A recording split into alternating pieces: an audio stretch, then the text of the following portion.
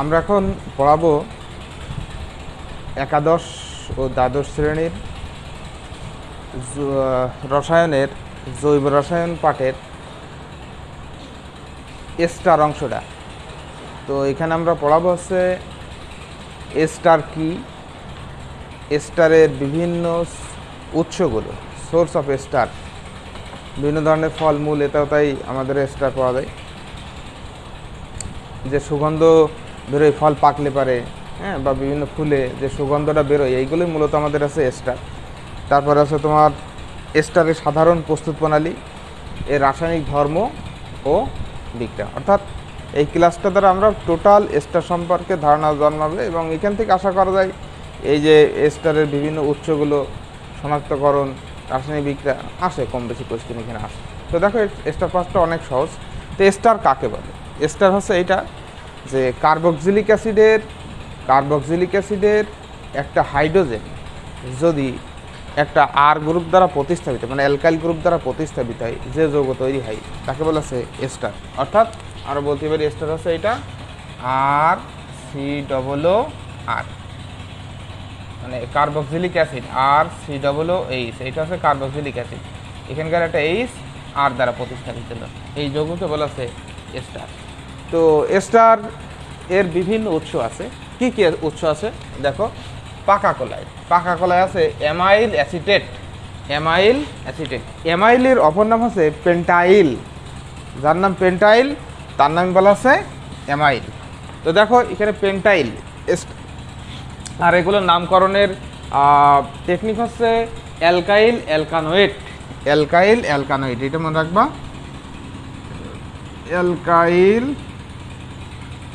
অ্যালকানোয়েট।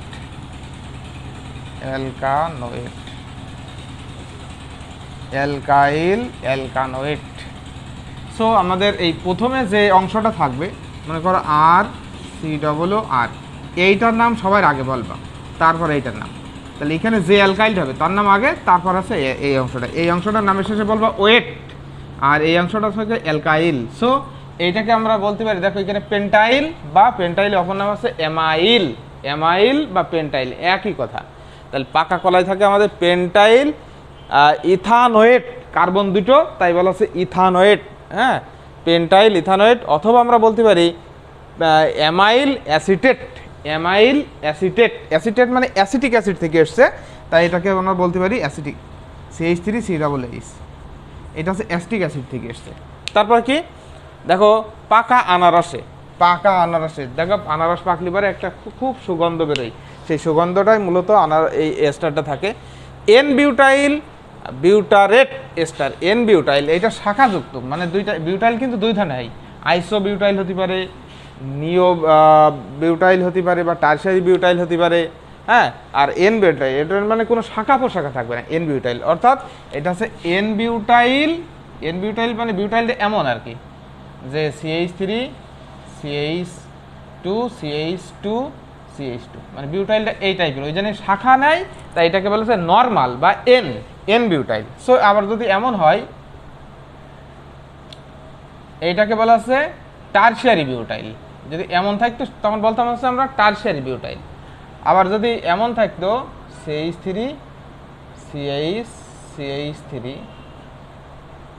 তোমার আছে CH2, এটা আছে বলা যাইতে আছে আইসোবিউটাইল, এটাকে বলা আছে আইসোবিউটাইল। তাহলে দেখো আমাদের কিন্তু এর ভিতরে আছে অনলি এইটা, তাই বলা আছে এন বিউটারেট এস্টার, বা আমরা বলতে পারি এন বিউটাইল, তোমার আছে বিউটানোয়েট, সংক্ষেপে তোমরা লিখে রাখতে পারো এন বিউটানোয়েট। আচ্ছা, তারপরে জামেও দেখবো এক ধরনের খুব সুগন্ধ সমৃদ্ধ বা পিস ফল, যেটাকে বলা আছে শান্তির ফল, হ্যাঁ। তো যাই হোক, এটা কি আছে দেখো, এটা থাকবে আমাদের ইথাইল বিউটানোয়েট বা বিউটারেটও বলা হয়, হ্যাঁ। তো বিউটানোয়েটও লিখতে পারো, বিউটারেটও লিখতে পারো, কোনো সমস্যা নেই। এখানে বলবা আছে তোমার আছে ইথাইল বিউটানোয়েট। আচ্ছা, পাকা কমলা পাকলে দেখবো এক ধরনের সুগন্ধি বেরোয়। তো এখানে বলা আছে অক্টাইল অ্যাসিটেট, এই দেখো অক্টাইল মূলক, এটা হচ্ছে অক্টাইল, এটা হচ্ছে অ্যাসিটেট বা ইথানোয়েট, অক্টাইল ইথানোয়েট। এরপর আছে নাশপাতি। নাশপাতিতে দেখবো এক ধরনের সুগন্ধি বেরোয়, তো সেইটাই এর ভিতর কি থাকে দেখো, 3 মিথাইল বিউটাইল ইথানোয়েট। এই দেখো এটা হচ্ছে 3 মিথাইল আমাদের আছে কি ইথানোয়েট এস্টার। পাকা আপেলেও আমাদের এক ধরনের এস্টার থাকে। পাকা আপেলে থাকে তোমার হচ্ছে কি আইসোঅ্যামাইল। অ্যামাইল মানে আমি কিন্তু বলছিলাম পেন্টাইল। এই দেখো এটাকে পেন্টাইল বলা হয়। পেন্টাইল মানে তোমার আছে কিন্তু আইসোঅ্যামাইল, তা আমি বলতে গেলে আইসোপেন্টাইল। এই দেখো CH3, তাহলে 3টা CH2 CH, এই মূলকটা আছে এখানে, আছে এই মূলকটা আছে এখানে, তাই বলা আছে আইসোঅ্যামাইল। অপরপক্ষে আমরা বলতে পারি আইসোপেন্টাইল। আইসোপেন্টাইল তোমার আইসোভ্যালারেট, এটা আছে আইসোভ্যালারেট। হ্যাঁ, আইসোভ্যালারেট। ভ্যালারেট বলতে এইটা তোমরা এইভাবে লিখতে পারো, যেখান থেকে দেখো কার্বন আছে এখানে করা, এর সাথে একটা কিন্তু মিথাইল গ্রুপ আছে। তাহলে এখানে দেখো তোমার আছে 1 2 3 4, 3 নম্বরে আমাদের এই পাশে যদি গণনা করা হয় তাহলে 3 নম্বরে দেখবে একটা মিথাইল গ্রুপ থাকে, এই পাশে গণনা করলে 2 পাশে একটা মিথাইল, অর্থাৎ উভয় পাশে বোথ সাইডই ভালো করে লক্ষ্য করো যে আমাদের আছে এই গ্রুপটা উভয় পাশে থাকবে, এই গ্রুপটা আমাদের উভয় পাশে থাকবে। অর্থাৎ আমরা বলতে পারি যে এটা গঠনটা আমাদের এমন হতে পারে CH3 CH CH3 CH2। আচ্ছা, এটা আছে আইসোভ্যালারেট, আইসোভ্যালারেট। আর এর পাশে আমাদের আসে কি CH2 CH2 CH, এটা CH3 CH3।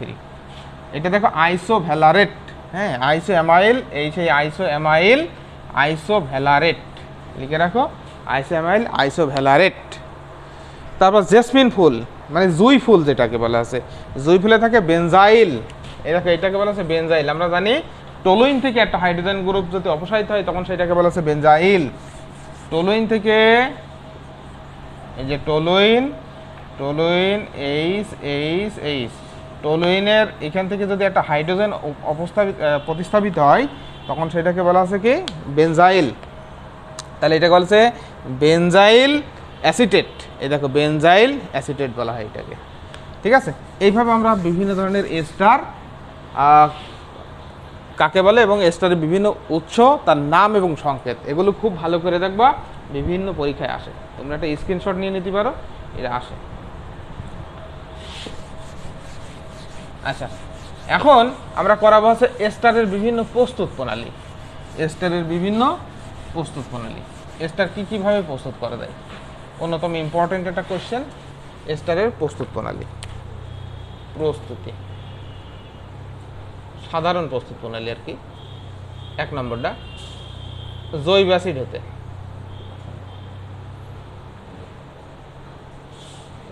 অ্যাসিড হতে RCOOH ROH অজৈব অ্যাসিড এই সেলের উপস্থিতিতে বিক্রিয়া করে এখান থেকে H আর OH চলে যাবে RCOOH2। তবে একটা বিষয় লক্ষ্য রাখবা, আমরা আলোচনার সুবিধাতে বলি এখান থেকে H যায় আর কিন্তু OH যায়, মূলত সবসময় মাথায় রাখবা এর থেকে OH যায় আর এখান থেকে H যায়, এইটা মাথায় রাখবা। পরীক্ষায় যদি MCQতে কোশ্চেন আসে যে এস্টার তৈরির সময় জৈব অ্যাসিড থেকে কোন অংশটি অপসারিত হয়, H+ না OH, খুব ক্রিটিক্যাল একটা কোশ্চেন। বিশেষ করে অ্যাডমিশন পরীক্ষায় এইগুলো বেশি আসে, যে বলবা এস্টার প্রস্তুতির সময় অ্যাসিড থেকে সবসময় OH মূলক যায় আর এখান থেকে তোমার আছে H যায়, অ্যালকোহল থেকে H যায়। ঠিক আছে, এস্টার তৈরি হলো, আর এস্টার তৈরি করার এই বিক্রিয়া কি তোমার বলা আছে এস্টারিফিকেশন বা এস্টারিকরণ। এস্টারিফিকেশন বা এস্টারিকরণ, এস্টার তৈরি করার প্রক্রিয়া কি বলা আছে এস্টারিকরণ। তো দেখো আমরা যদি এখানে ইথানোয়িক অ্যাসিড নিতে পারি CH3COOH, এর সাথে যদি ইথানল নেওয়া হয় CH3CH2OH এই সেলের উপস্থিতিতে, তখন কি হবে দেখো OH আর এখান থেকে H চলে গেল। তাহলে এই অংশটা আগে লিখে নাও, তাহলে CH3CO, এইটা যদি ঘোরায় লেখা হয় তাহলে O থাকলো, তারপর কি থাকছে CH2 থাকছে, তারপর দেখো CH3, এর নাম হচ্ছে ইথাইল ইথানোয়েট। ইথাইল ইথানোয়েট, এটাকে বলা হচ্ছে ইথাইল ইথানোয়েট। 2 নম্বর অ্যাসিড হ্যালাইড থেকে তৈরি করতে পারি আমরা, অ্যাসিড হ্যালাইড হতে। অ্যাসিড হ্যালাইড হতে কীভাবে তৈরি করব, RCOX প্লাস অ্যালকোহল যখন রিয়াকশান করবে, দেখো এখান থেকে এক্স নাও আর এখান থেকে এইচ নাও, তাহলে এখানে আছে RCOOR প্লাস HX।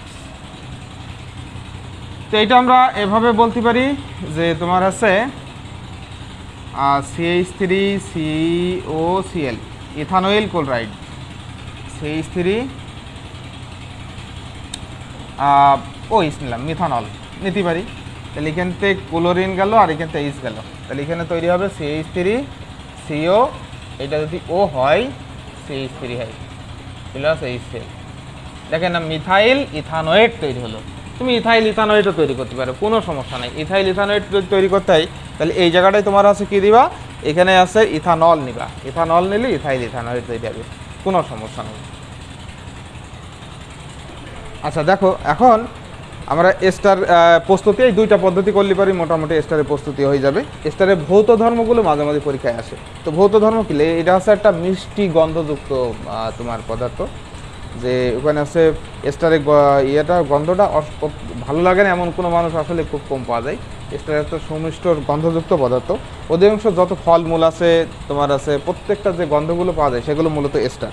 তো এস্টার আবার পানির সাথে বিক্রিয়া করে হাইড্রোজেন বন্ধন তৈরি করতে পারেন, কারণ হাইড্রোজেন বন্ধন যদি তৈরি করতে হয় তাহলে সেই যৌগের ভিতরে আমাদের কী হতে হবে, যে অক্সিজেনের সাথে নাইট্রোজেন, অক্সিজেন বা ফ্লোরিনের সাথে সরাসরি হাইড্রোজেন যুক্ত থাকতে হবে। যদি হাইড্রোজেন যুক্ত থাকে তখনই হাইড্রোজেন বন্ধন হবে, আদারওয়াইজ হবে না। সো এটা কিন্তু হাইড্রোজেন বন্ধন এস্টার কিন্তু তৈরি করতে পারে না, কারণ এস্টারে আমরা গঠন যখন করব দেখবা এই যে এস্টার এর গঠনটা এখানে অক্সিজেন আছে, হাইড্রোজেন আছে, বাট এই যে অক্সিজেনের সাথে কিন্তু একটা হাইড্রোজেন যুক্ত নাই। এই যে হাইড্রোজেনগুলো আছে একটাও আমাদের কি তোমার আছে সরাসরি, দেখো অক্সিজেনের সাথে কিন্তু কোনো হাইড্রোজেন নাই, যার ফলে কিন্তু এটা কিন্তু আমাদের আছে হাইড্রোজেন বন্ধন তৈরি করে না। এটা অন্যতম একটা ইম্পর্টেন্ট বিষয়। তবে এটা আছে এর স্টারসমের গলনাঙ্ক স্ফুটনাঙ্ক, একটা বিষয় মাথায় রাখবে, সমস্ত জৈব যৌগের গলনাঙ্ক স্ফুটনাঙ্ক সচরাচর কম থাকবে, কারণ জৈব যৌগগুলো সমযোজী যৌগ, ম্যাক্সিমাম অল্প তাপে বিজি থাকে এবং পানিতে এরা অদ্রবণী। ম্যাক্সিমাম স্টার হচ্ছে অদ্রবণী, কারণ এখানে ডাইপোল সৃষ্টি হয় না। পজিটিভ নেগেটিভ পোল যদি সৃষ্টি না হয় সেটা ডাইপোল তৈরি করে না, আর ডাইপোল তৈরি যদি না করে তাহলে সেটা হচ্ছে কি পানিতে অদ্রবণী হবে। এটাতে ইম্পর্টেন্ট বিষয়। তবে বিভিন্ন ধরনের যদি জৈব দ্রাবক হয় সেই জৈব দ্রাবকে এটা কী হবে, সম্পূর্ণরূপে দ্রবণী হবে, এতে কোনো সমস্যা তৈরি হবে না। তো এস্টারে কার্বনিল গ্রুপ এখানে তোমার আছে কেন্দ্রাকর্ষী প্রতিস্থাপন বিক্রিয়া, এটাও কিন্তু হবে না। আমরা জানি নিউক্লিওফিলিক সংযোজন বিক্রিয়া সাধারণত অ্যালডিহাইড কিটোনটা প্রদর্শন করে, কিন্তু এস্টার কিন্তু কোনো নিউক্লিওফিলিক সংযোজন বিক্রিয়া প্রদর্শন করে না, কারণ নিউক্লিওফিলিক সংযোজন বিক্রিয়া প্রদর্শন করতে হলে আমাদের যে কার্বন অক্সিজেনের বন্ধন থাকবে, কিন্তু পার্শ্ববর্তী একটা অক্সিজেন থাকার কারণে এই যে পার্শ্ববর্তী একটা এখানে এর তুলনায় তুলনাত্মকতা বেশি, ফলে এই অক্সিজেনের মুক্ত জোড় ইলেকট্রন টেনে নেবে, এর উপর পজিটিভ চার্জ তৈরি হবে ঠিকই, কিন্তু এই পজিটিভ চার্জ এই এসে আবার পূর্ণ করে, ফলে এদের ভিতরে ডাবল বন্ড হয়ে যায়। ইন টোটালি এই কার্বনের উপর কোনো পজিটিভ চার্জ তৈরি হয় না, যে কারণে এটা নিউক্লিওফিলিক সংযোজন বিক্রিয়া প্রদর্শন করে না। এখন আমরা করব এস্টারের বিভিন্ন ধরনের রাসায়নিক বিক্রিয়া। এটা তাহলে ভৌত বৈশিষ্ট্যগুলো দেখলাম, এখন আমরা করবো আছে রাসায়নিক বৈশিষ্ট্যগুলো। তো রাসায়নিক বৈশিষ্ট্য বা রাসায়নিক বিক্রিয়ার সময় এটা কি, এস্টারকে আর্দ্র বিশ্লেষণ হতে পারে, এস্টার আর্দ্র বিশ্লেষণ হতে পারে। দেখো এস্টারের আর্দ্র বিশ্লেষণ RCOOR, এর সাথে পানি মেরে দাও, এইচ আর ওইচ, কার উপস্থিতিতে, এইচ সেলের উপস্থিতিতে। সবসময় যে কোনো অজৈব অ্যাসিডের উপস্থিতিতে পানির সাথে রিঅ্যাকশন করবে, তাহলে এস্টার তৈরি হয়। দেখো ওইচের সাথে এখন কি করবো, এখান থেকে এইচটা ওআর এর সাথে চলে গেল, আর ওইচটা কী হবে, এখানে চলে আসবে, তাহলে কী হবে RCOOH, আর আছে ROH। দেখো আমাদের অ্যাসিড আর অ্যালকোহল তৈরি হলো। এটাকে আমরা লিখতে পারি CH3COOH প্লাস আছে HOH, কার উপস্থিতিতে, এইচ সেলের উপস্থিতিতে। যখন রিয়াকশান করবে এই অংশটা কী হবে, দেখো এর সাথে রিয়াকশান করবে, তাহলে কী হবে, দেখো CH3COOH প্লাস আছে CH3OH, অ্যাসিড আর অ্যালকোহল তৈরি হলো। তাহলে এস্টারকে যদি আর্দ্র বিশ্লেষণ করা হয় সবসময় অ্যাসিড তৈরি হয়ে যায়। আচ্ছা এটা বিজারণ করো, 1 নম্বর বিজারণ। বিজারণ মানে সবসময় কী করতে হয়, হাইড্রোজেন অ্যাড করতে হয়, RCOOR, এর সাথে জাইমান হাইড্রোজেন দিবা, কার উপস্থিতিতে, লিথিয়াম অ্যালুমিনিয়াম হাইড্রাইড, এর উপস্থিতি দিলে পারে দেখো কিন্তু বন্ড ভেঙে যাবে। যখন বন্ড ভেঙে যায় এই কার্বনের সাথে দুটো হাইড্রোজেন যাবে, অক্সিজেনের সাথে দুটো হাইড্রোজেন, একটা হাইড্রোজেন আসবে। অর্থাৎ আর কার্বনের সাথে দুটো হাইড্রোজেন গেলে CH2, অক্সিজেনের সাথে একটা গেলে OH, এই দেখো অ্যালকোহল হয়ে যাচ্ছে। আবার এই অংশটা যদি হয় এটা R ড্যাশ দিই তাহলে তোমাদের একটু সুবিধা হবে, তখন কী হবে R ড্যাশ OH, দেখো অ্যালকোহল তৈরি হয়ে গেছে। অর্থাৎ এস্টারকে যদি বিজারণ করো অল টাইম আমরা দেখবো আছে অ্যালকোহল তৈরি হয়ে গেছে, মদ তৈরি হয়ে যায়। তাহলে এটাকে আমরা লিখতে পারি CH3 CH3, এটা এখানে তাহলে মোট হাইড্রোজেন কয়টা লাগলো, তাহলে এখানে 2টো 3টা 4টা হাইড্রোজেন দিলাম, লিথিয়াম অ্যালুমিনিয়াম হাইড্রাইড। তখন কি আছে দেখো এর সাথে যদি যাই তাহলে এটা CH3 CH2 OH, আর এখানে তৈরি হবে CH3 OH। দেখো আমাদের ইথানল আর এইটা তৈরি হয়ে গেছে। তো এই গেল আমাদের এস্টারের আছে রাসায়নিক বিক্রিয়া। রাসায়নিক বিক্রিয়া আছে এটা, বা রাসায়নিক ধর্ম আছে এটা। এস্টার আছে তোমার যদি পানি দিয়ে আদ্র বিশ্লেষণ করা হয় তাহলে কার্বক্সিলিক অ্যাসিড তৈরি হয়, বাট এস্টারকে যদি বিজারণ করা হয় তাহলে অ্যালকোহল তৈরি হয়ে যায়। এখন আমরা করাবো আছে এস্টারের শনাক্তকারী পরীক্ষা। আচ্ছা, এস্টার আমরা শনাক্ত করবো। এখন এস্টার কীভাবে শনাক্ত করা যায়, খুব সোজা। এস্টারকে আমরা প্রথমে লঘু সোডিয়াম হাইড্রক্সাইডের উপস্থিতিতে হাইড্রক্সিল অ্যামিন হাইড্রোক্লোরাইড এর সাথে উত্তপ্ত করলে হাইড্রোঅক্সামিক অ্যাসিড তৈরি হয়। কী তৈরি হয়? হাইড্রোঅক্সামিক অ্যাসিড। এই হাইড্রোঅক্সামিক অ্যাসিড পরবর্তীতে আমাদের আছে রিয়াকশান করে আমাদের আছে ফেরিক হাইড্রোঅক্সামেট এই লালচে বর্ণের রোধকে পড়ে যায়, যা দ্বারা আমাদের এস্টারের উপস্থিতি সহজে আমরা চিহ্নিত করতে পারি। কীভাবে? লক্ষ্য করো যে এর ভিতরে এস্টার RCOOR, এর সাথে সোডিয়াম হাইড্রক্সাইড দিবা, সোডিয়াম হাইড্রক্সাইড, এটা আছে হাইড্রক্সিল অ্যামিন HONH2, এর সাথে HCl থাকে, hydroxyl amine hydrochloride. Actually reaction sodium hydroxide এই অংশের সাথে করে না, মেনলি রিয়াকশান করে এই অংশের সাথে, এইটার সাথে তোমার আছে এখানটা একটা H চলে যাবে, এইটা, তাহলে এখানে তৈরি হবে RCONH। দেখো এই জায়গায় NH, এই NH আছে এইটা, আর এখানটা আছে OH এইটা, আর এইটার সাথে অ্যালকোহল চলে গেল ROH। এটা বলে হাইড্রোঅক্সামিক অ্যাসিড, হাইড্রোঅক্সামিক অ্যাসিড,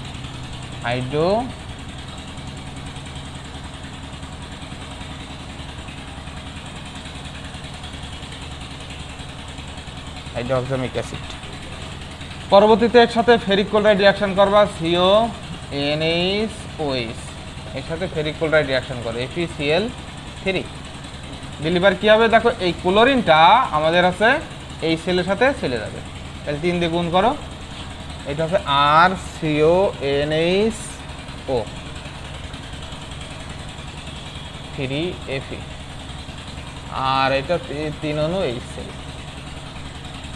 হ্যাঁ, তো এটা হচ্ছে ফেরিক হাইড্রোঅক্সামেট, ফেরিক হাইড্রোঅক্সামেট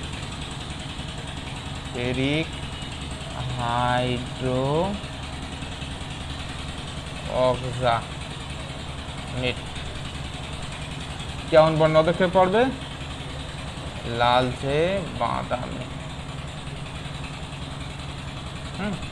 এইটা কালার তৈরি হবে লালচে বাদামি, যা দ্বারা এস্টারের উপস্থিতি আমরা সহজে চিহ্নিত করতে পারলাম। তাহলে আমরা কি পড়ালাম এখানে? এখন পড়ালাম আমরা এস্টার কি, এস্টারের উৎসগুলো পড়লাম, এস্টারের আছে বিভিন্ন প্রস্তুত প্রণালী করলাম, এস্টারের ভৌত ধর্ম পড়লাম, এস্টারের রাসায়নিক ধর্ম পড়লাম, এবং আছে এস্টার শনাক্তকরণ করলাম। এস্টার সম্পর্কে ডিটেলস একটা বিষয় আলোচনা হলো। আশা করি বিষয়টা বুঝতে পারছি।